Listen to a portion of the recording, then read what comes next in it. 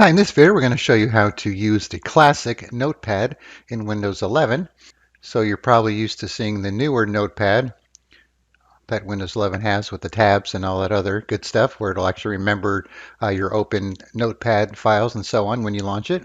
But if you prefer the older style, you could run that along with the newer style, so you could actually run them both at the same time. So to do so, we're just going to run this installation here for the older Notepad. So this is provided by a third party here. You can see here by WinArrow.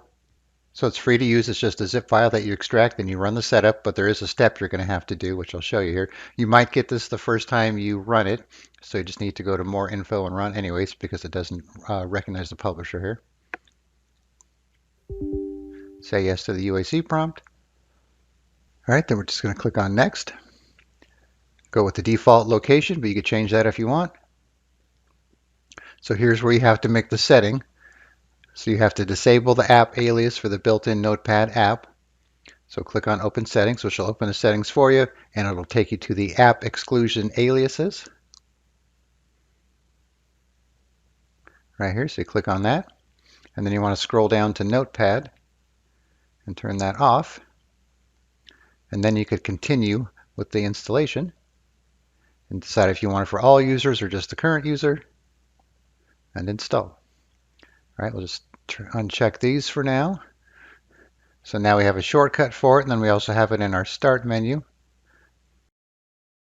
If we go down to N here, Classic Notepad, and now you have the old Notepad. And if you want to run the newer one, you could do that side by side. And then if you have a text file, you could simply right-click on it.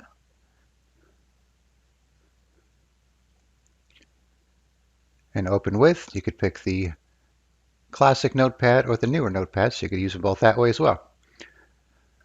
Oh, and by the way, we did another video, which was a registry edit where you could actually have both the classic and current Notepad working side by side, but that only worked for right-clicking and opening with. It didn't have a separate icon for the classic Notepad. So if you don't want to install this app and you'd rather just do a little registry edit to have the classic Notepad, you could try that as well. So I'll put a link in the description for that video. And then I'll also put a link in the description where you could download Classic Notepad for Windows 11, and then you could try it out for yourself. All right, thanks for watching, and be sure to subscribe.